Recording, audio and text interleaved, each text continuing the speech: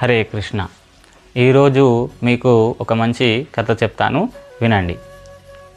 ఒక దగ్గర ఒక అవార్డ్ విన్నింగ్ షార్ట్ ఫిలిం, అంటే ఒక చిన్న సినిమా, 10 నిమిషాల సినిమా చాలా పెద్ద అవార్డు వచ్చిందట దానికి. ఆ సినిమాని అందరూ చూడడానికి సినిమా థియేటర్కి వెళ్ళారు. అక్కడ అందరూ కూర్చున్నారు. సినిమా స్టార్ట్ అయింది. అక్కడ వైట్ స్క్రీన్ ఉంటుంది కదండి, అది కనిపిస్తుంది అందరికీ. 1 నిమిషం అయింది, అదే కనిపిస్తుంది. మళ్ళీ వైట్ స్క్రీనే. 2 నిమిషాలైంది, మళ్ళీ వైట్ స్క్రీనే కనిపిస్తుంది. 5 నిమిషాలైంది, అయినా కానీ అదే వైట్ స్క్రీన్ కనిపిస్తుంది. అప్పుడు అందరు అనుకుంటున్నారు, ఇదేం సినిమా అబ్బా, కింద సెకండ్లు అయితే వస్తున్నాయి, సినిమా అయితే నడుస్తుంది, కానీ ఎవరు కనిపిస్తలేరు, వైట్ స్క్రీనే కనిపిస్తుంది అని అందరూ నవ్వుకుంటున్నారు. కొందరు హేళన చేస్తున్నారు.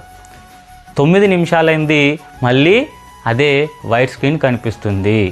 అందరూ వారికి ఓపిక నశించి ఇదేం సినిమా అని లేచి వెళ్ళిపోయే ప్రయత్నం చేస్తున్నారు. కానీ 10వ నిమిషంలో ఆ వైట్ స్క్రీన్ ఏదైతే ఉందో అది పోయి అక్కడ ఉన్నటువంటి కెమెరా మెల్లిగా కిందికి చూపించింది. అప్పుడు ఆ కెమెరా ఒక హాస్పిటల్లో, అక్కడ సన్నివేశం ఏం జరుగుతుందండి, ఒక హాస్పిటల్లో సీన్ జరుగుతుంది. చూడండి 10వ నిమిషంలో.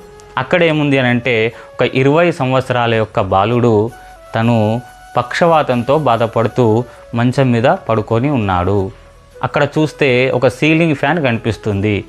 ఆ ఫ్యాన్ని, వైట్ కలర్ సీలింగ్ ఫ్యాన్ని ఆయన చూస్తూ ఉన్నాడు.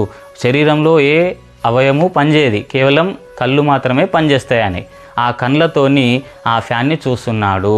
అప్పుడు 11వ నిమిషంలో కింద అక్షరాలు రాయబడుతున్నాయి సినిమాలో. ఏమని అనంటే, ఈ పిల్లవాడు 20 సంవత్సరాల ఈ పిల్లవాడు పక్షవాతంతో ఏదైతే బాధపడుతున్నాడో ఆయన గత 9 సంవత్సరాలుగా ఈ వ్యాధితో బాధపడుతూ కేవలం ఆ వైట్ కలర్ ఫ్యాన్ని చూస్తూ ఉన్నాడు.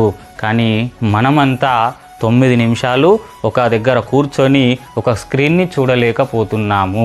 మనకు 9 నిమిషాలు ఒక దగ్గర స్థిరంగా ఉండలేకపోతున్నాము.